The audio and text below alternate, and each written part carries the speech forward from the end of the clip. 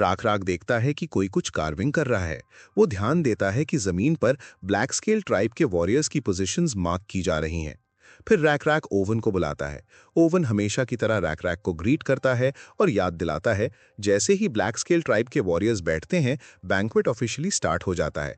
ये peaceful exchange के लिए एक इंटरेस्टिंग मीटिंग है। रैक रैक जमीन पर बने सिंबल्स को देखता है और सब कुछ समझ जाता है। वो बुलहेड मास्क पहनता है और अपने वॉरियर्स को सिग्नल देता है। बैंक्वेट शुरू होता है। लिजर्डमैन वॉरियर्स पहले से तैयार थे। अगला ही पल उनके स्पीयर्स सीधे फ्रॉगमैन आर्चर्स को छेद देते हैं। फ्रॉगमैन, जो इतनी तेज एक्शन के लिए बिल्कुल रेडी नहीं थे, तुरंत ही स्कैटर हो जाते हैं। रैक रैक शांत रहकर कमांड देता है, किसी को भी भागने मत देना। कुछ ही पलों में फ्रॉगमैन के असैसिनेशन स्क्वाड का ज्यादा हिस्सा खत्म हो जाता है और जो बचते हैं वो भाग जाते हैं। यूर रैक रैक को रिपोर्ट करता है, अगला स्टेप में फ्रॉगमैन बोज और एरोस से काउंटर अटैक करेंगे। रैक रैक कहता है, चिंता मत करो, हम इसके लिए ऑलरेडी तैयार हैं। फिर रैक रैक ओवन को अलग बुलाता है क्योंकि एक इंपॉर्टेंट काम सिर्फ वही कर सकता है। दूसरी तरफ शुनिन गुस्से में पागल हो चुका होता है। वो ओवन और उसकी पूरी फैमिली को कर्स करता है। उसे बिल्कुल उम्मीद नहीं थी कि ओवन इतनी जल्दी ट्रेटर बन जाएगा। थोड़ी देर बाद फ्रॉगमैन अपने वॉरियर्स को रैली करते हैं और कहते हैं, लिजर्डमैन अब अपनी लिमिट कर आ चुके हैं, हम उनसे काफी ज्यादा हैं।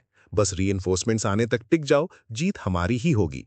अगले ही पल जहरे में डूबे हुए एरोज लिजर्डमैन पर चला दिए जाते हैं। इनमें से एक भी छोटा सा स्क्रैच भी भयानक मौत दे सकता था। लेकिन फ्रॉगमैन ये नहीं जानते थे कि लिजर्डमैन ऑलरेडी तैयार हैं। शील्ड पकड़े हुए एक पूरी आर्मी उनके सामने आ जाती है। फ्रॉगमैन के एरोज शील्ड्स को पेनिट्रेट नहीं कर पाते। ये देखकर शुनिन कुछ पल के लिए स्टन्ड रह जाता है। उसने कभी सोचा भी नहीं था कि सारे एरोज डिफ्लेक्ट हो जाएंगे। ये शील्ड्स बहुत केयरफुली बनाए गए थे, जिन्हें स्पीयर्स भी नहीं तोड़ सकते थे। छोटे एरोज तो दूर की बात है। शुनिन तुरंत ऑर्डर देता है, एरोज चलाते रहो, उन्हें आगे बढ़ने से रोको। तभी अचानक एक अजीब सी स्मेल हवा में फैल जाती है। शुनिन मुड़कर देखता है, पूरा आसमान घने धुएं से भर चुका होता है। इस धुएं की वजह से फ्रॉगमैन आर्चर्स की एक्यूरेसी बहुत कम हो जाती है। ये वही काम था जो रैक रैक ने ओवन को दिया था। फ्रॉगमैन के गांव में चुपके से घुसना, फंसे हुए लिजर्डमैन को बचाना और उनके घरों को आग लगाना। अपना काम पूरा करने के बाद ओवन जल्दी से वापस आता है और अपने साथियों को रेजिस्टेंस ज्वाइन करने का सिग्नल देता है। हालांकि फंसे हुए लिजर्डमैन अभी भी हेजिटेंट थे, ओवन फर्मली कहता है, ये तुम्हारा एक ही मौका है, हमें ब्लैक स्केल ट्राइब पर भरोसा करना होगा, वो फ्रॉगमैन को जरूर हराएंगे। इसी बीच जब फ्रॉगमैन को पता चलता है कि उनका गांव जल रहा है, उन्हें समझ आ जाता है कि और भी लिजर्डमैन रिबेलियन में शामिल हो चुके हैं। शुनिन के पास टेम्पररी रिट्रीट के अलावा कोई चॉइस नहीं बचती है। लेकिन पास खड़ा एक फ्रॉगमैन वॉरियर इससे एग्री नहीं करता। वो कहता है, हम ऑलरेडी बहुत वॉरियर्स खो चुके हैं, फिर रिट्रीट क्यों? शुनिन अंदर ही अंदर कर्स करता है, अगर ट्राइब का एयर डेंजर में आ गया तो पूरी ट्राइब खत्म हो जाएगी। फिर वो वॉरियर सजेस्ट करता है, क्या हम टू हेडेड सर्पेंट गॉड को फाइट के लिए बुला दें? शुनिन क्लियरली इस ट्रम्प कार्ड को यूज नहीं करना चाहता था। वो कहता है, क्या कोई और ज्यादा रिलायबल मेथड नहीं है? दूसरी तरफ जब स्कारफेस अपने गांव को जलते हुए देखता है, उसे समझ आ जाता है कि लिजर्डमैन के साथ फुल स्केल वॉर शुरू हो चुकी है। उसके सबऑर्डिनेट्स रिपोर्ट देते हैं, शुनिन के साथ सिर्फ लगभग 15 लोग बचे हैं। स्कारफेस कुछ देर सोचता है और कहता है, यहां हम मिलाकर 45 लोग हैं, अभी भी हमारी नंबर्स एडवांटेज में है। वो ऑर्डर देता है, सब सोल्जर्स अपने एरोस पर फ्रॉग पॉइजन लगा लो, शुनिन को सपोर्ट करने के लिए रेडी रहो। तभी अचानक पास के बुशेस से एक बहुत बड़ी आवाज आती है जो फ्रॉगमैन के दिल को ठंडा कर देती है। स्कारफेस धीरे से बोलता है, ये आवाज सिर्फ किसी मॉन्स्टर की हो सकती है। अगले ही पल फ्रॉगमैन उस डायरेक्शन में जहरे वाले एरोस चला देते हैं, लेकिन तुरंत ही वो घबरा जाते हैं। उनके सामने एक जाइगैंटिक ड्रेक आ जाता है, मनून। मनून सारे जहरे वाले एरोस को रोक लेता है और कुछ एरोस को बिना किसी नुकसान के निगल भी लेता है। रिएक्शन का मौका मिलने से पहले ही मनून चार्ज करता है और एक ही बाइट में एक फ्रॉगमैन को मार देता है। स्कारफेस जल्दी से मनून के अटैक से बच जाता है और चिल्लाता है, पॉइजन फ्रॉग्स फेंको, सब एक साथ फेंको, सिर्फ इसी तरह हम इसे पॉइजन कर सकते हैं। मनून एक ही बार में सारे पॉइजन फ्रॉग्स निगल लेता है और ऐसे क्रंच करता है जैसे चिकन का मजा ले रहा हो। अगर फ्रॉगमैन मनून को पॉइजन से मारना चाहते थे तो उन्होंने बहुत बड़ी गलती की थी। सच ये था कि मनून को नेमलेस बीटल गॉड का ब्लेसिंग मिला था, जिस वजह से जहर उस पर बिल्कुल असर नहीं करता था। ये बात समझते ही स्कारफेस पूरी तरह से डिस्पेयर में चला जाता है। अब सिचुएशन बदलने का कोई चांस नहीं बचता। मनून उसे शिकार की तरह देखता है और अगले ही पल स्कारफेस गिर पड़ता है। हर तरफ खामोशी छा जाती है। दूसरी तरफ फ्रॉगमैन रैक रैक पर पीछे से स्नीक अटैक करने की कोशिश करते हैं, लेकिन रैक रैक बिल्कुल डॉज नहीं करता। सिर्फ एक टेल स्विंग से वो सारे एरोज गिरा देता है। तुरंत ही युर आगे बढ़ता है और फ्रॉगमैन को फिनिश कर देता है। इसी बीच ओवन के ट्राइब मेंबर्स भी बैटल में शामिल हो जाते हैं, लेकिन रैक रैक को अजीब लगता है कि फ्रॉगमैन का लीडर ऑल रॉय अभी तक कहीं दिखाई नहीं दिया था। पूरे बैटलफील्ड को देखकर नेबुला के लिप्स पर हल्की सी स्माइल आती है। वो अपने आप से सोचता है, ये सब मेरी वजह से है। असल में जब रैक रैक ने सेक्रेड लैंड छोड़ने का फैसला किया था, नेबुला ने फ्रॉगमैन के गांव से 100 किलोमीटर दूर एक डेडली म्यूकस वायरस डिस्कवर किया था। ये वायरस बहुत तेजी से फैलता था और इसका मोर्टेलिटी रेट भी काफी हाई था। सबसे इंपॉर्टेंट बात यह थी कि ये सिर्फ एम्फिबियंस के म्यूकस मेम्ब्रेन्स को अफेक्ट करता था। नेबुला ने कुछ वॉस्प्स का यूज करके वायरस को फ्रॉगमैन के गांव तक पहुंचा दिया। वायरस बहुत तेजी से फैल गया। आउटब्रेक के बाद फ्रॉगमैन का लीडर ऑल रॉय गायब हो गया। ऑल रॉय को गलतफहमी हो गई थी कि ह्यूमंस को सैक्रिफाइस करने से डिजीज ठीक हो जाएगी। उसने कई लिजर्डमैन को पकड़ लिया, लेकिन इससे इलनेस पर कोई असर नहीं पड़ा। अब ऑल रॉय कैप्चर्ड बच्चों को टू हेडेड सर्पेंट गॉड के नाम पर सैक्रिफाइस करने की तैयारी कर रहा था, ताकि अपनी ट्राइब और अपनी जान बचा सके। उसने गॉड से रिक्वेस्ट की कि सारे लिजर्डमैन को मार दिया जाए। Scene change. ओवेन पूरी तरह थका हुआ रैक रैक के पास आता है। उसका चेहरा घबराया हुआ होता है। ये देखकर रैक रैक तुरंत पूछता है, क्या बात है, इतनी जल्दी क्यों आए हो? हाँफते हुए ओवेन कहता है, झील के बीच जो छोटा सा आइलैंड है वहां चलो। वो लोग बच्चों को टू हेडेड स्नेक के नाम पर सैक्रिफाइस कर रहे हैं। शायद वो गॉड उनकी डिजीज क्योर ना करे, लेकिन तुम्हारे पास इतनी पावर है कि तुम इसे रोक सकते हो। यह सुनकर रैक रैक कहता है, इस बात पर ध्यान से सोचना होगा। उनकी पूरी मैन पावर आइलैंड पर है। अगर हम बिना प्लान के वहां गए तो फ्रॉगमैन के एरोज का सामना नहीं कर पाएंगे और पानी में एम्बुश भी हो सकता है। ओवेन भीख मांगते हुए कहता है, प्लीज मेरी मदद करो, मेरा बेटा सैक्रिफाइस बनने वाला है। ये सुनते ही रैक रैक की आंखों में गुस्सा भर जाता है। गुस्से में वो ओवेन के मुंह पर पंच मार देता है और चिल्लाता है, तुम इडियट हो, तुम्हें मुझ पर भरोसा करना चाहिए था। मुझे उन क्लमजी फ्रॉग्स के गॉड्स पर कोई भरोसा नहीं है। मुझे अपनी स्ट्रेंथ पर भरोसा है। अगर वो सो कॉल्ड गॉड सच में सामने आता है तो मैं तुम्हें दिखाऊंगा कि उससे कैसे क्रश करते हैं। लेकिन तुमने बच्चों को बचाने की बात पहले क्यों नहीं बताई? रैक रैक के गुस्से के बाद भी जाउल कुछ पल के लिए चुप रह जाता है। अगर उन्हें शुनिन के इरादे पहले पता होते तो शायद कोई स्ट्रैटेजी बना पाते। दूसरी तरफ फ्रॉगमैन की समनिंग के बाद टू हेडेड सर्पेंट आखिरकार उनके सामने प्रकट होता है। फ्रॉगमैन घुटनों पर बैठकर चिल्लाते हैं, हे महान देवता, ये लो हमारी ऑफरिंग्स, कृपया इन ब्लैक स्केल लिजर्डमैन को सजा दो। दूर से ओवेन ये सब देखता है और उसका दिल पूरी तरह टूट चुका होता है। उसे लगता है कि वक्त हाथ से निकल रहा है। लेकिन रैक रैक फर्मली कहता है, अभी भी एक मौका है। इस बार हमारे पास ज्योग्राफिकल एडवांटेज नहीं है और हमें सीधा सामने से लड़ना पड़ेगा। लेकिन अगर बच्चों को बचाना है तो हमें कुछ सैक्रिफाइसेस करने ही पड़ेंगे। तभी एक नीली बटरफ्लाई उड़ती हुई गुजर जाती है। रैक रैक तुरंत ओवेन को ऊपर देखने का इशारा करता है और पूछता है, क्या तुम मिरेकल्स में भरोसा करते हो? जैसे जैसे बटरफ्लाई हवा में घूमती है, सबके सामने एक कोलोसल फिगर प्रकट होती है। रैक रैक तुरंत पहचान लेता है, ये नेमलेस बीटल गॉड का इनकार्नेशन था।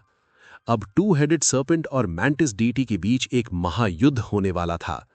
जब फ्रॉगमैन का लीडर टू हेडेड सर्पेंट को समन करता है, वो घुटनों पर बैठकर प्रार्थना करता है, देवता, इस सैक्रिफाइस को एक्सेप्ट करो, इन सब ब्लैक स्केल लिजर्डमैन को सजा दो। लेकिन टू हेडेड सर्पेंट उसकी प्रार्थना पर कोई रिएक्शन नहीं देता। ये देखकर फ्रॉगमैन का लीडर कंफ्यूज हो जाता है। नॉर्मली तो सैक्रिफाइसेस देखकर ये और भी लालची हो जाता है, इस बार ऐसा क्यों नहीं हो रहा? वो ऊपर देखता है और पीछे का सीन देखकर कांप जाता है। एक जायंट मैंटिस उन्हें ठंडे नजर से देख रही होती है। उसकी प्रेजेंस ही सांस रोक देने वाली होती है। ये क्या है? क्या ये भी कोई देवता है? मैंटिस के सामने टू हेडेड सर्पेंट बहुत छोटा लगने लगता है। खतरा महसूस करके सर्पेंट गहरी आवाज में ग्राउल करता है। इस मैंटिस का नाम स्ट्रैटिस था, एक क्रीचर जो नेबुला ने खुद क्रिएट किया था। नेबुला ने क्रस्टेशियन के इनर कोर और पहले से मिले बिलीफ वैल्यूज का यूज करके इसमें जान फूंकी थी। स्ट्रैटिस एक जायंट मैंटिस के रूप में प्रकट हुआ था और इस टाइम पर नेबुला के अलावा कोई भी इतनी जल्दी इतना पावरफुल क्रीचर नहीं बना सकता था। तब युद्ध शुरू होता है। टू हेडेड सर्पेंट अटैक करता है, अपने जहर से भरे शार्प फैंग्स स्ट्रैटिस पर चलाता है, लेकिन स्ट्रैटिस उन फैंग्स को आसानी से पकड़ लेता है। सर्पेंट के नीचे छुपे फ्रॉगमैन इधर उधर भाग जाते हैं, यहां तक कि फ्रॉगमैन का लीडर भी सर्पेंट के नीचे आते आते बच जाता है। फिर सर्पेंट का दूसरा सिर भी अटैक करता है, लेकिन स्ट्रैटिस के शार्प साइफ के सामने उसे डिफेंड करने का मौका तक नहीं मिलता। सिर्फ एक साइफ स्विंग में सर्पेंट 2 टुकड़ों में कट जाता है, बिल्कुल सब्जी काटने जैसे। फिर स्ट्रैटिस गहरी और खाली आवाज में बोलता है, एक छोटा सा पानी का सांप खुद को देवता कहने की हिम्मत करता है। तुम सिर्फ एक जानवर हो, अब मैं तुम्हें अपने मास्टर के नाम पर सैक्रिफाइस करूंगा ताकि तुम्हारे पाप धुल जाएं।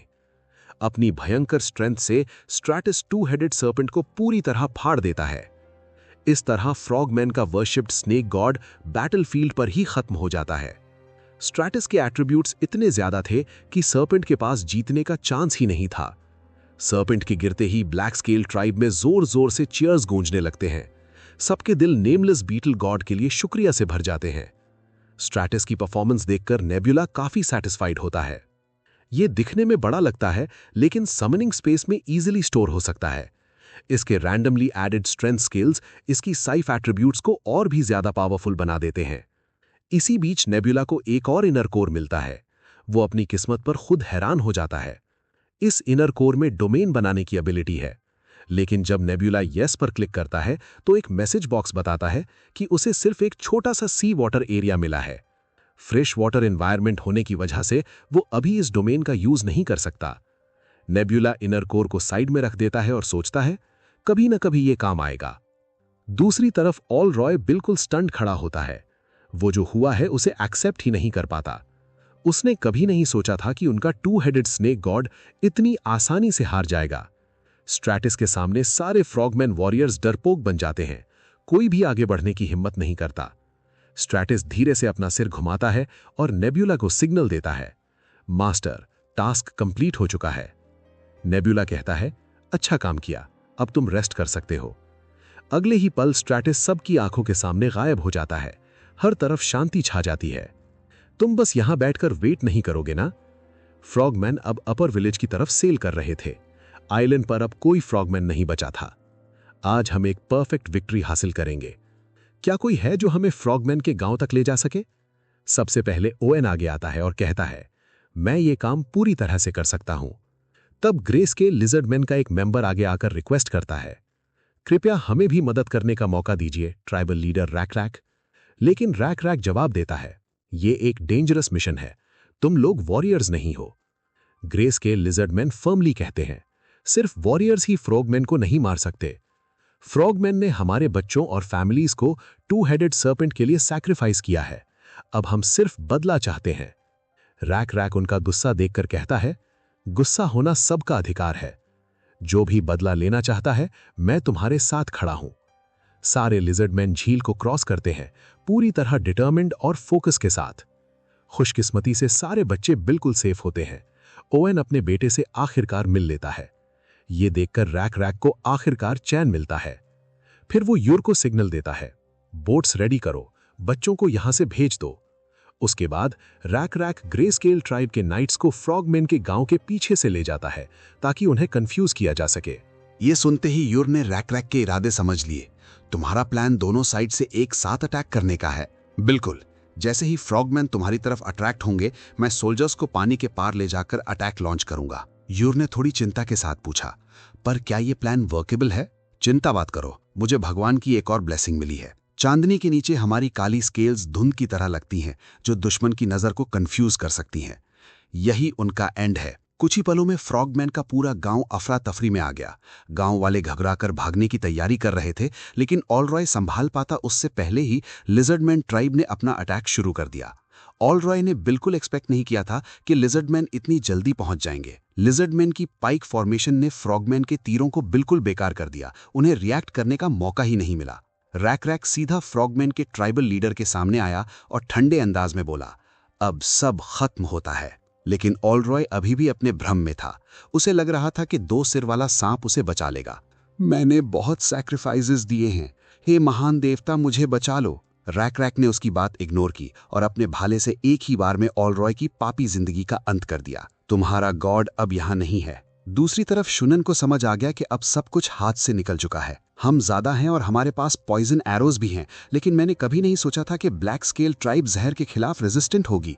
पॉइजन बिल्कुल बेकार है। शुनन की बातें खुद से मटर कर रहा था और भागने का रास्ता ढूंढ रहा था। तभी रैक रैक चुपचाप उसके पीछे आ खड़ा हुआ। तो यहीं छुपे हुए थे तुम। रैक रैक को देखते ही शुनन डर के मारे जमीन पर गिर पड़ा। रैक रैक ने ऊपर से उसे देखते हुए ठंडे स्वर में कहा, योद्धा की तरह खड़े हो, अपनी आखिरी इज्जत अपने हथियार के साथ बचाओ और मुझसे लड़ो। लेकिन शुनन घबरा गया। वो झुक झुक कर माफी मांगने लगा और इमोशनल कार्ड खेलने लगा। हमारी पुरानी दोस्ती के लिए मुझे जाने दो, मुझे भी 2 सिर वाले मॉन्स्टर ने धमकाया था। रैक रैक बिल्कुल नहीं पिघला। ये देखकर शुनन जल्दी बोला, मैं तुम्हें बोस का सीक्रेट बता सकता हूं, मैं सारे मटीरियल्स बता दूंगा। रैक रैक को थोड़ी इंटरेस्ट हुई। कौन से मटीरियल्स? शुनन ने रिलीफ की सांस लेते हुए कहा, एक टेंडन। रैक रैक ने भौहें चढ़ा ली और पूछा, किस स्पीशीज का टेंडन? शुनन घबरा गया और बातें घुमाने लगा। उसका बिहेवियर देखकर रैक रैक को सब समझ आ गया। उसे याद आया जब शुनन पहले लिजर्डमैन ट्राइब आया था और बोला था, सिर्फ हमें बोस के मटीरियल्स पता हैं और स्कॉर्पियंस उन्हें आसानी से ला सकते हैं। लेकिन लिजर्डमैन ने बहुत मटीरियल्स ट्राई किए थे, फिर भी बो कंप्लीट नहीं हुआ था। अब रैक रैक सच समझ चुका था। फ्रॉगमैन ने सिर्फ बोस बनाने के लिए हंड्रेड्स ऑफ लिजर्डमैन को मारकर उनके टेंडन्स निकाले थे। प्रेजेंट में वापस आते हुए रैक रैक कुछ देर चुप रहा। फिर उसने टेंट का पर्दा उठाया और ठंडे स्वर में कहा, जाओ शुनिन, हमारे बीच कोई दुश्मनी नहीं है, मैं अपना वादा निभाऊंगा। शुनिन एक पल के लिए जम गया, फिर खुशी खुशी भाग निकला, ये सोचकर कि उसकी जान बच गई। सब देख रहे ओएन ने कंफ्यूज होकर पूछा, क्या तुम उसे सच में जाने दे रहे हो? कोई बात नहीं, मुझे सिर्फ एक मूविंग टारगेट चाहिए था। अगले ही पल बो स्ट्रिंग से छूटा तीर सीधा शुनिन के पैर को चीर गया।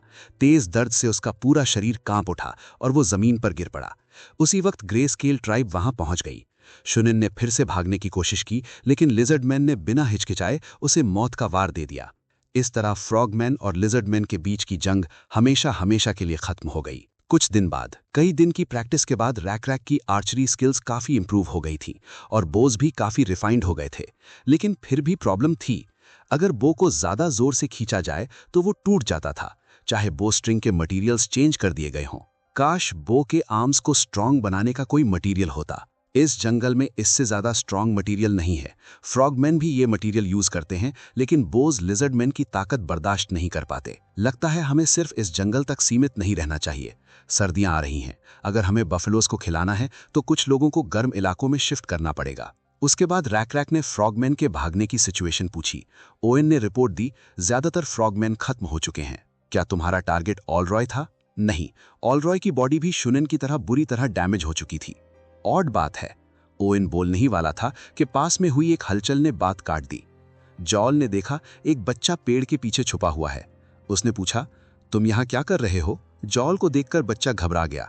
क्या आप रैक रैक को ढूंढने आए हैं? तभी जॉल की नजर जमीन पर पड़ी एक चीज पर गई। उसने उसे उठाया। वो एक सिंपल सा हाथ से बना हुआ वुडन कार्विंग था। रैक रैक ने तुरंत पहचान लिया, ये उनके गार्डियन डेटी की मूर्ति थी। उसने ध्यान से डॉल देखी और बच्चे की तारीफ की। तुमने बहुत सुंदर बनाया है। रैक रैक की तारीफ सुनकर बच्चे के चेहरे पर खुशी आ गई। ये हमारे महान ट्राइब लीडर के लिए गिफ्ट है। ओएन ने इशारे से रैक रैक को कहा कि बिना झिझक इसे एक्सेप्ट करे। गांव के सारे बच्चे ऐसे क्राफ्ट्स बनाते हैं और एक्सचेंज के लिए उसे यूज करते हैं। क्या गांव में और भी ऐसे कार्विंग्स हैं? हाँ, गार्डियन में हमें बचाया, इसलिए वो सब बच्चों का आइडल है। रैक रैक को ये आइडिया पसंद आया। उसने ओएन को इशारा किया, हम और भी ऐसे बना सकते हैं ताकि सबको महान गार्डियन याद रहे। तब रैक रैक को ओएन की अधूरी बात याद आई। जब फ्रॉगमैन केव में छुपे हुए थे, मैंने वहां कुछ अजीब देखा। कुछ ही देर में ओएन सबको केव के एंट्रेंस तक ले आया। यही है एंट्रेंस। फ्रॉगमैन इसे हाइड आउट की तरह यूज करते थे। ओएन को लगता था ये जगह काफी मिस्टीरियस है और शायद यहाँ कोई राज छुपा है। जब रैक रैक ने पत्थर की दीवार पर बने पैटर्न्स देखे, वो भी चौंक गया। उसने ध्यान से देखा, ये हार्ड स्टोन्स बहुत ही सफाई से कार्व किए गए हैं। और सबसे हैरान करने वाली बात ये थी कि ये पैटर्न्स बिल्कुल इंसेक्ट्स की पीठ पर बने पैटर्न्स जैसे लगते थे। Upon hearing this, Yur immediately understood Rack Rack's intentions. Yur तुरंत समझ गया रैक रैक का प्लान क्या है। तुम दोनों तरफ से एक साथ अटैक करना चाहते हो? बिल्कुल सही। जैसे ही फ्रॉगमैन तुम्हारी तरफ ध्यान देंगे, मैं सोल्जर्स को पानी के पार ले जाकर अटैक करूंगा। यूर थोड़ा कंसर्न्ड होकर बोला, पर क्या ये प्लान सच में पॉसिबल है? चिंता मत करो, मुझे भगवान की तरफ से एक और ब्लेसिंग मिली है।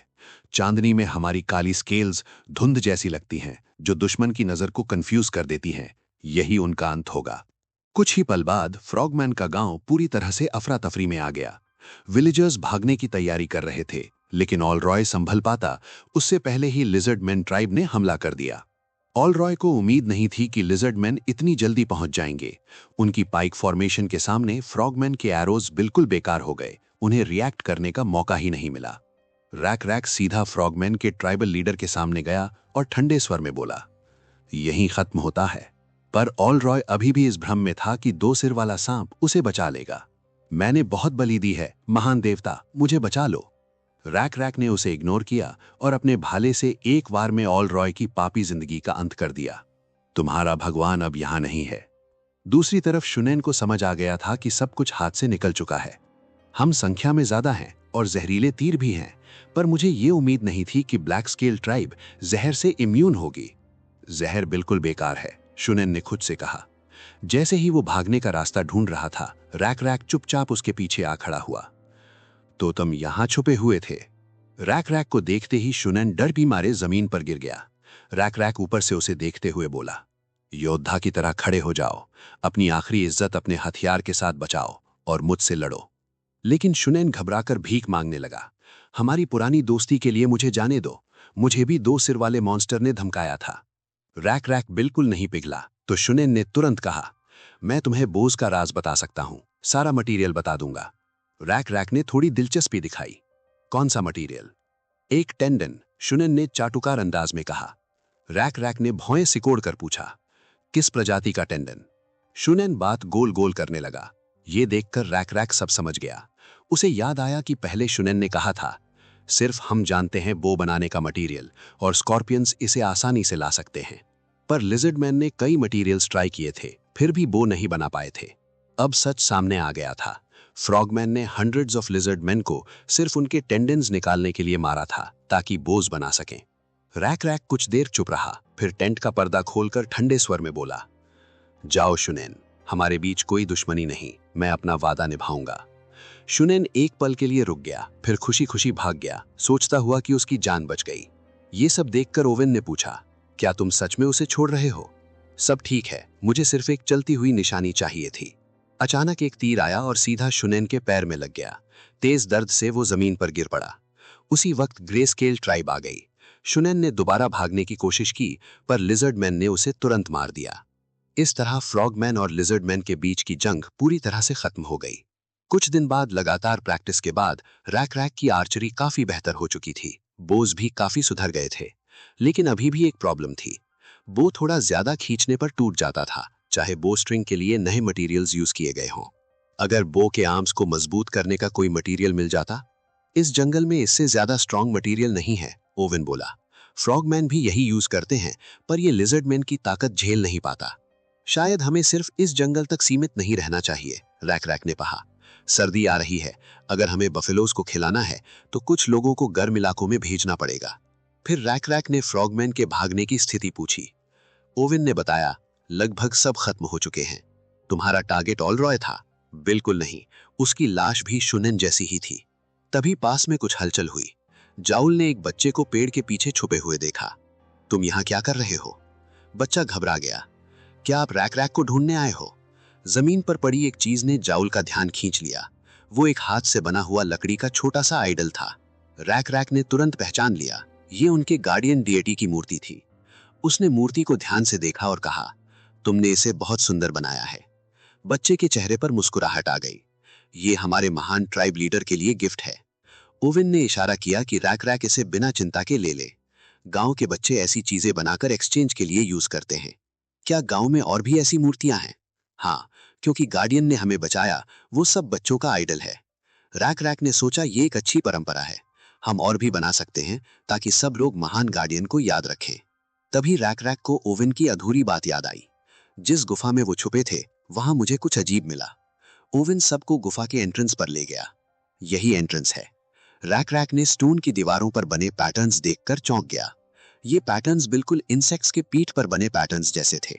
सिर्फ नेबुला जानता था कि असल में ये एक एंशिएंट रूइन था। कुछ रूइंस ज्ञान देते हैं, कुछ चमत्कार और कुछ मैजिक पैदा करते हैं। ये रेलिक्स खास जगहों पर होते हैं। नोमैडिक लिजर्डमैन ट्राइब के लिए इनकी असली वैल्यू अभी समझना मुश्किल था। नेबुला दिल ही दिल में दुआ कर रहा था कि ये डेमोनिक कासल ना हो। जैसे ही रैक रैक ने स्टोन डोर खोला, तेज रोशनी निकली और एक भारी आवाज गूंजी, कौन मुझे जगा रहा है? स्वागत है अजनबी डेमोनिक वर्ल्ड में। अंदर एक पुराना शहर था जिसमें एक सीक्रेट स्पेस छुपा हुआ था। बीच में ऊंचे आर्च ब्रिजेस थे जो जिगजैग पैटर्न में नीचे जा रहे थे। क्या हमें नेमलेस बीटल गॉड से पूछना चाहिए? नहीं, इतनी छोटी बात के लिए भगवान को परेशान करना सही नहीं। अचानक नीचे से जोर जोर की आवाज आई। अंधेरे में कई आंखें चमक रही थीं। ध्यान से देखने पर पता चला वो जायंट रैट्स थे। ये इतना क्यों रो रहे हैं? ये न्यूट्रियाज लगते हैं, किसी ने कहा। पर नॉर्मल न्यूट्रियाज 60 सेंटीमीटर के होते हैं, ये तो 1 मीटर के हैं। और ये ग्रुप में भी होते हैं, जो आमतौर पर नहीं होते। रैक रैक समझ गया, ये नॉर्मल नहीं है। उसने इनका नाम रखा रैट मॉन्स्टर्स। ये शायद रूइंस के गार्डियंस हैं, उसने कहा। युद्ध के लिए तैयार हो जाओ। अगला पल आते ही रैट मॉन्स्टर्स ने हमला कर दिया। लिजर्डमैन के भाले के सामने वो ज्यादा देर तक नहीं टिक पाए और भाग गए। रैक रैक ने सोचा, हम इन्हें खा भी सकते हैं, शायद पाल भी सकते हैं। फिश फार्मिंग भी पॉसिबल हो सकती है। पर मछलियां खत्म नहीं हो जाती? रैक रैक ने पूछा। ओवेन ने समझाया, बड़े पॉन्ड्स में फिश अंडा देती है, ब्रीडिंग सीजन में फिशिंग मना होती है। तभी एक योद्धा चीखा, मेरा हाथ जल रहा है। रैक रैक ने रैट मॉन्स्टर को छुआ और तुरंत उसके शरीर में बिजली सी दौड़ गई। उसका शरीर कुछ पल के लिए सुन्न हो गया। ये क्रीचर बिजली छोड़ता है, रैक रैक बोला। सिर्फ नेबुला जानता था इसका मतलब क्या है। ये डेमोनिक कासल है, उसने सोचा। अगर रैक रैक आगे बढ़ा तो उसे डेमोनिक पावर मिल सकती है। मैजिक और डिविनिटी लॉस्ट वर्ल्ड में एक दूसरे के विरोधी हैं। इसी वक्त एक डेविल फिश जैसा क्रीचर सामने आया। क्या तुम उस ताकत को चाहते हो? मैं तुम्हें दे सकता हूं। रैक रैक चुप रहा। इसकी एक शर्त है, क्रीचर बोला। रैक रैक ने ठंडे स्वर में कहा, डील में शर्तें पहले बताई जाती हैं। साफ साफ बताओ तुम क्या चाहते हो और क्या दोगे। डेविल फिश और भी ज्यादा नर्वस हो गया और बार बार माफी मांगने लगा। सॉरी, मैं क्लियरली एक्सप्लेन नहीं कर पाया। इस पावर को पाने की कंडीशंस क्या है? अगर अब भी कोई सीक्रेट छुपा रहे हो तो ये हमारी लास्ट कॉन्वर्सेशन होगी। रैक रैक शांत रहा और स्पिरिट के आगे बोलने का वेट करता रहा। मैं इस जगह के अंदर फ्रीली उड़ सकता हूं, लेकिन मैं यहां से बाहर नहीं जा सकता। सिर्फ इन बाइंडिंग्स को तोड़कर ही मैं अपनी फ्रीडम वापस पा सकता हूं। सील तोड़ने के लिए क्या करना पड़ेगा? सिंपल है, नीचे जो क्रीचर मेरी सील को गार्ड कर रहा है उसे हरा दो और तुम्हें ये पावर मिल जाएगी। जो पावर तुम बोल रहे हो, क्या वही इलेक्ट्रिसिटी है जो रैट मॉन्स्टर्स के अंदर थी? हाँ, लेकिन उनकी बॉडी में इलेक्ट्रिसिटी बहुत कम होती है। अगर तुम इस पावर को बार बार यूज करोगे तो ये और स्ट्रांग होती जाएगी और एक दिन तुम आसमान से बिजली भी गिरा सकोगे। ये बढ़ती हुई पावर गॉड्स के लेवल तक पहुंच सकती है। सिर्फ तुम ही नहीं, तुम्हारे फैमिली मेंबर्स भी इस पावर को पा सकते हैं। हाँ, तुम्हारी अचीवमेंट्स डायरेक्टली इनहेरिट नहीं होंगी, लेकिन अगर तुम्हारे डिसेंडेंट्स ट्रेनिंग जारी रखें तो वो तुमसे भी ज्यादा पावरफुल बन सकते हैं। ये सब सुनकर रैक रैक शॉक हो गया। उसने पूछा, अगर इतनी पावरफुल एबिलिटी है तो तुम अभी तक यहाँ बंद कैसे हो? क्योंकि मेरी पावर बहुत ज्यादा स्ट्रांग है। लोग डेंजरस चीजों से दूर रहते हैं और अगर दूर नहीं रह सकते तो उसे बंद कर देते हैं। तो तुम खुद मान रहे हो कि तुम एक डेंजरस एंटिटी हो। सच सच बताओ, तुम क्या छुपा रहे हो? या फिर इस पावर का नुकसान फायदे से ज्यादा है? झूठ बोलना बंद करो। अगर अब भी सच नहीं बताया तो मैं अभी यहां से चला जाऊंगा। इस केव का एंट्रेंस कंप्लीटली सील कर दूंगा और अपनी ट्राइब के फ्यूचर जनरेशंस को वार्निंग दूंगा कि यहां कभी ना आए। स्पिरिट अचानक पैनिक करने लगा। नेबुरा ने नोटिस किया कि उसकी इंटेलिजेंस ज्यादा हाई नहीं थी। डेमोनिक रूइंस में घुसने वालों के लिए टेम्पटेशन को रेजिस्ट करना आसान नहीं होता और रैक रैक का इतना काम रहना उसकी नई एबिलिटीज की वजह से था। बहुत पुराने टाइम में मैं इस दुनिया का रूलर हुआ करता था। मैं एक एंशिएंट डीमन से पैदा हुआ हूं। आज लोग हमें भूल चुके हैं, यहां तक कि गॉड्स भी हमें याद नहीं करते। मुझे खुद अपना ओरिजिन याद नहीं। जब होश आया तो खुद को यहीं बंद पाया। रैक रैक ने ठंडे टोन में कहा, तुम भी एक तरह से बेचारे क्रीचर हो। ऐसी मिस्टीरियस पावर लोगों को गलत रास्ते पर ले जाती है। क्योंकि इसका ओरिजिन अननोन होता है, लोग सोचने लगते हैं कि पावर सिर्फ उनकी अपनी है। असल में उन्हें सिर्फ ये पावर मिल गई होती है और जैसे ही वो ऐसा सोचने लगते हैं, वो बिना पावर वालों को नीचा समझने लगते हैं। रैक रैक पूरी तरह समझ नहीं पाया, लेकिन फिर भी उसने अग्री किया। उसे ब्लू स्केल लीडर और ऑलरॉय याद आए। शायद वो भी ऐसे ही थे। डेमोनिक मैजिक लोगों को ऐसा बना देता है ना? बिल्कुल, लेकिन मेरी पावर खुद ना अच्छी है ना बुरी। पावर पाने वाले ही डिसाइड करते हैं कि वो इसका यूज कैसे करेंगे। रैक रैक सोचने लगा, कि अगर उसे ये पावर मिल जाए तो क्या होगा। उसे समझ आया कि ये डेमोनिक पावर गॉड्स की पावर से अलग है। गॉड्स की पावर सिर्फ उन लोगों को मिलती है जो गॉड चूज करता है, और उसे कैसे यूज करना है ये भी गॉड डिसाइड करता है। अगर कोई अनवर्दी माना जाए तो दूसरे लोग उससे जेलस हो जाते हैं या एनिमी बन जाते हैं। जैसे जैसे पावर बढ़ती है, लोग गॉड्स पर सवाल उठाना शुरू कर देते हैं, कभी कभी उन्हें नीचा भी समझने लगते हैं। रैक समझ गया कि इस पावर को डेंजरस क्यों कहा जाता है, लेकिन उसकी स्ट्रेंथ और अट्रैक्शन को इग्नोर भी नहीं कर पाया। ये पावर ट्राइब की ओवरऑल फाइटिंग पावर को काफी बढ़ा सकती थी। अगर इस पावर पर कंट्रोल लगाया जा सके तो ये ट्राइब के डेवलपमेंट के लिए बेस्ट होती। रैक ने स्पिरिट की बात मान ली, लेकिन कुछ कंडीशंस रखी। पावर बिना डिस्क्रिमिनेशन के फैल सकती है, लेकिन रिचुअल्स के थ्रू भी दी जा सकती है। अगर दोनों चीजें पॉसिबल हैं तो हम पावर सबको नहीं देंगे, सिर्फ सिलेक्टेड लोगों को देंगे। ऐसा क्यों? पॉइंट ये नहीं है। अगर लोग मान लें कि ये पावर गॉड का गिफ्ट है तो उस मोमेंट से वही सच बन जाता है। जो लोग चूज होंगे वो मानेंगे कि गॉड ने उन्हें ये पावर दी है और नेचुरली फेथ और डिवोशन डेवलप होगा। इस तरह लोग गॉड के खिलाफ नहीं जाएंगे। स्पिरिट के पास जवाब नहीं बचा। ये सब लॉस्ट वर्ल्ड के सिस्टम से परफेक्टली मैच करता था। अगर डेमोनिक पावर वाले लोग ये मान ले कि पावर एक्सीडेंट है तो उनके फेथ पॉइंट्स कम हो जाते हैं, लेकिन अगर वो इसे डिवाइन गिफ्ट समझें तो फेथ और ज्यादा बढ़ता है। रैक ने सेकंड कंडीशन रखी, तुम्हें भी हमारे गॉड को मानना पड़ेगा। स्पिरिट शॉक हो गया, मैं एक डिमोनिक स्पिरिट हूं, तुम्हारे गॉड से भी पुराना एग्जिस्टेंस। ये मैटर नहीं करता। मैटर ये करता है कि तुम अब क्या चूज करते हो। धीरे धीरे स्पिरिट शांत हो गया, लेकिन उसे डाउट था कि गॉड्स डिमोनिक स्पिरिट्स को एक्सेप्ट करेंगे या नहीं। हमारा गॉड तुम्हारे स्टैंडर्ड्स पर नहीं चलता। नेमलेस बीटल गॉड काफी जेनरस है और तुम यूजफुल लगते हो। क्या तुम्हारा गॉड मुझे एक्सेप्ट करेगा? अगर तुम कंडीशंस एक्सेप्ट करते हो तो हाँ। सच ये है कि मैं इन रूइंस में बंद नहीं हूं, मैं इन्हें रूल करता हूं। वो न्यूट्रिया क्रीचर्स सिर्फ तुम्हारा विल तोड़ने के लिए थे। वो एक टेस्ट था, और हाँ, मैंने तुम्हें ट्रिक किया। तुम्हें गुस्सा नहीं आ रहा? समझ गया, तो तुम माफ हो। इतनी गंदी और अंधेरी जगह पर रैट मॉन्स्टर्स के साथ रहोगे तो कोई भी थोड़ा अजीब हो जाता। तुम बाहर जाओ और दुनिया की खूबसूरती देखो। तुम्हारा नाम क्या है? मैं रैक हूं। अच्छा, टेस्ट कंप्लीट हुआ। अगर तुम्हारा गॉड मुझे एक्सेप्ट करता है तो ये पावर तुम्हारी होगी। चॉइस तुम्हारी है। अगर तुम अपनी फेथ चेंज कर सकते हो तो ये पावर पास्ट मिस्टेक से फ्री होकर एक नया फ्यूचर बना सकती है। उसी वक्त एक सिस्टम प्रॉम्प्ट आया। एक डिमोनिक स्पिरिट आपका सबऑर्डिनेट बनना चाहता है। एक्सेप्ट करने पर मिलेगा डिमोनिक डोमेन इलेक्ट्रिसिटी। क्या आप एक्सेप्ट करते हैं? नेबुला ने बिना सोचे यस दबा दिया। यही एक तरीका था पेनल्टीज को ओवरकम करने का और मैजिक पाने का। शाबाश रैक। शायद तुमसे मिलना हम दोनों के लिए लकी रहा। इसी तरह नेबुला ने डिमोनिक डोमेन इलेक्ट्रिसिटी हासिल कर ली। 9 साल बाद विल्डरनेस के बीच एक बफेलो बोन से बनी टावर खड़ी थी जो दूर से ही दिख जाती थी। ये बोन टावर रैक की पुरानी टावर की फाउंडेशन पर बनी। नेमलेस बीटल गॉड की फेथ का सिंबल और लिजर्डमैन ट्राइब के लिए एक माइलस्टोन बन चुकी थी। एक लिजर्डमैन एक ह्यूमन को अपनी ट्राइब की कहानी सुना रहा था। सुनने के बाद ह्यूमन ने क्यूरियस होकर पूछा, लेकिन नेमलेस बीटल गॉड का थंडरस्टॉर्म से क्या कनेक्शन है? डेविलफिश और भी ज्यादा नर्वस हो गया और बार बार माफी मांगने लगा। सॉरी, मैं क्लियरली एक्सप्लेन नहीं कर पाया। इस पावर को पाने की कंडीशंस क्या है? अगर अब भी कोई सीक्रेट छुपा रहे हो तो ये हमारी लास्ट कॉन्वर्सेशन होगी। रैक शांत रहा और स्पिरिट के आगे बोलने का वेट करता रहा। मैं इस जगह के अंदर फ्रीली उड़ सकता हूं, लेकिन मैं यहां से बाहर नहीं जा सकता। सिर्फ इन बाइंडिंग्स को तोड़कर ही मैं अपनी फ्रीडम वापस पा सकता हूं। सील तोड़ने के लिए क्या करना पड़ेगा? सिंपल है, नीचे जो क्रीचर मेरी सील को गार्ड कर रहा है उसे हरा दो और तुम्हें ये पावर मिल जाएगी। जो पावर तुम बोल रहे हो, क्या वही इलेक्ट्रिसिटी है जो रैट मॉन्स्टर्स के अंदर थी? हाँ, लेकिन उनकी बॉडी में इलेक्ट्रिसिटी बहुत कम होती है। अगर तुम इस पावर को बार बार यूज करोगे तो ये और स्ट्रांग होती जाएगी और एक दिन तुम आसमान से बिजली भी गिरा सकोगे। ये बढ़ती हुई पावर गॉड्स के लेवल तक पहुंच सकती है। सिर्फ तुम ही नहीं, तुम्हारे फैमिली मेंबर्स भी इस पावर को पा सकते हैं। हाँ, तुम्हारी अचीवमेंट्स डायरेक्टली इनहेरिट नहीं होंगी, लेकिन अगर तुम्हारे डिसेंडेंट्स ट्रेनिंग जारी रखें तो वो तुमसे भी ज्यादा पावरफुल बन सकते हैं। ये सब सुनकर रैक शॉक हो गया। उसने पूछा, अगर इतनी पावरफुल एबिलिटी है तो तुम अभी तक यहाँ बंद कैसे हो? क्योंकि मेरी पावर बहुत ज्यादा स्ट्रांग है।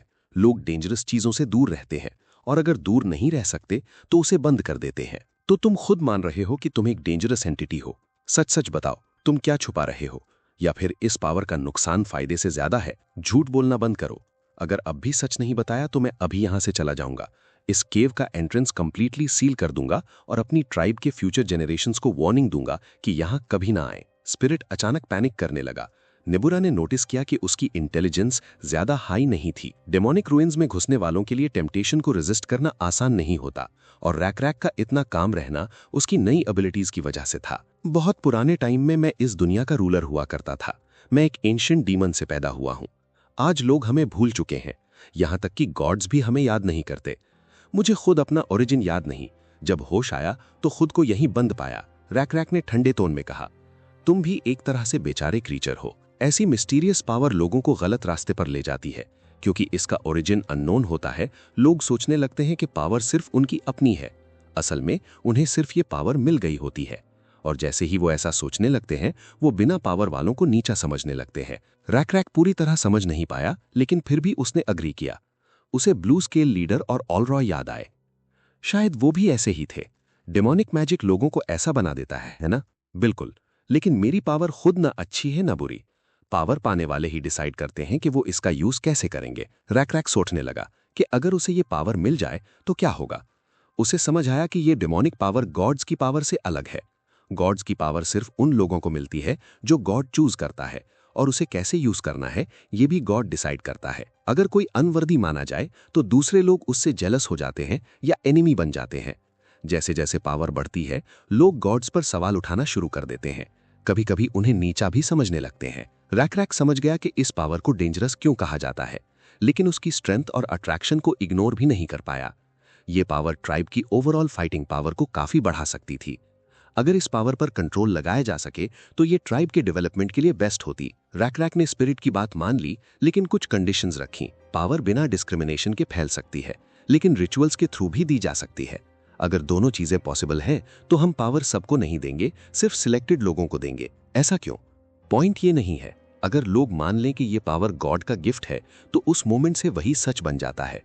जो लोग चूज होंगे वो मानेंगे कि गॉड ने उन्हें ये पावर दी है, और नेचुरली फेथ और डिवोशन डेवलप होगा। इस तरह लोग गॉड के खिलाफ नहीं जाएंगे। स्पिरिट के पास जवाब नहीं बचा। ये सब लॉस्ट वर्ल्ड के सिस्टम से परफेक्टली मैच करता था। अगर डेमोनिक पावर वाले लोग ये मान ले कि पावर एक्सीडेंट है, तो उनके फेथ पॉइंट्स कम हो जाते हैं। लेकिन अगर वो इसे डिवाइन गिफ्ट समझें तो फेथ और ज्यादा बढ़ता है। रैक ने सेकंड कंडीशन रखी, तुम्हें भी हमारे गॉड को मानना पड़ेगा। स्पिरिट शॉक हो गया।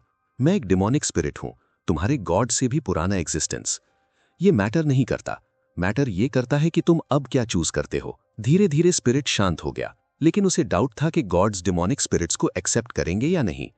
हमारा गॉड तुम्हारे स्टैंडर्ड्स पर नहीं चलता। नेमलेस बीटल गॉड काफी जेनरस है, और तुम यूजफुल लगते हो। क्या तुम्हारा गॉड मुझे एक्सेप्ट करेगा? अगर तुम कंडीशंस एक्सेप्ट करते हो तो हाँ। सच ये है कि मैं इन रूइंस में बंद नहीं हूं, मैं इन्हें रूल करता हूं। वो न्यूट्रिया क्रीचर्स सिर्फ तुम्हारा विल तोड़ने के लिए थे। वो एक टेस्ट था, और हाँ, मैंने तुम्हें ट्रिक किया। तुम्हें गुस्सा नहीं आ रहा? समझ गया, तो तुम माफ हो। इतनी गंदी और अंधेरी जगह पर रैट मॉन्स्टर्स के साथ रहोगे तो कोई भी थोड़ा अजीब हो जाता। तुम बाहर जाओ और दुनिया की खूबसूरती देखो। तुम्हारा नाम क्या है? मैं रैक हूं। अच्छा, टेस्ट कंप्लीट हुआ। अगर तुम्हारा गॉड मुझे एक्सेप्ट करता है तो ये पावर तुम्हारी होगी। चॉइस तुम्हारी है। अगर तुम अपनी फेथ चेंज कर सकते हो तो ये पावर पास्ट मिस्टेक से फ्री होकर एक नया फ्यूचर बना सकती है। उसी वक्त एक सिस्टम प्रॉम्प्ट आया। एक डिमोनिक स्पिरिट आपका सबऑर्डिनेट बनना चाहता है। एक्सेप्ट करने पर मिलेगा डिमोनिक डोमेन इलेक्ट्रिसिटी। क्या आप एक्सेप्ट करते हैं? नेबुला ने बिना सोचे यस दबा दिया। यही एक तरीका था पेनल्टीज को ओवरकम करने का और मैजिक पाने का। शाबाश रैक। शायद तुमसे मिलना हम दोनों के लिए लकी रहा। इसी तरह नेबुला ने डिमोनिक डोमेन इलेक्ट्रिसिटी हासिल कर ली। 9 साल बाद विल्डरनेस के बीच एक बफेलो बोन से बनी टावर खड़ी थी, जो दूर से ही दिख जाती थी। ये बोन टावर रैक की पुरानी टावर की फाउंडेशन पर बनी। नेमलेस बीटल गॉड की फेथ का सिंबल और लिजर्डमैन ट्राइब के लिए एक माइलस्टोन बन चुकी थी। एक लिजर्डमैन एक ह्यूमन को अपनी ट्राइब की कहानी सुना रहा था। सुनने के बाद ह्यूमन ने क्यूरियस होकर पूछा, लेकिन नेमलेस बीटल गॉड का थंडरस्टॉर्म से क्या कनेक्शन है? ये सिर्फ एक जंग का एंड नहीं था, बल्कि एक नई यात्रा की शुरुआत थी। रैक के सामने अब सिर्फ दुश्मन नहीं, बल्कि पूरी दुनिया के राज खुलने वाले हैं। आगे क्या होगा? नेमलेस बीटल गॉड का सच क्या है? और रैक का अगला फैसला किसकी किस्मत बदलेगा? अगर आपको ये वीडियो पसंद आया हो तो लाइक जरूर करें, चैनल को सब्सक्राइब करें और बेल आइकन दबाना मत भूलिए। मिलते हैं नेक्स्ट पार्ट में एक और जबरदस्त कहानी के साथ।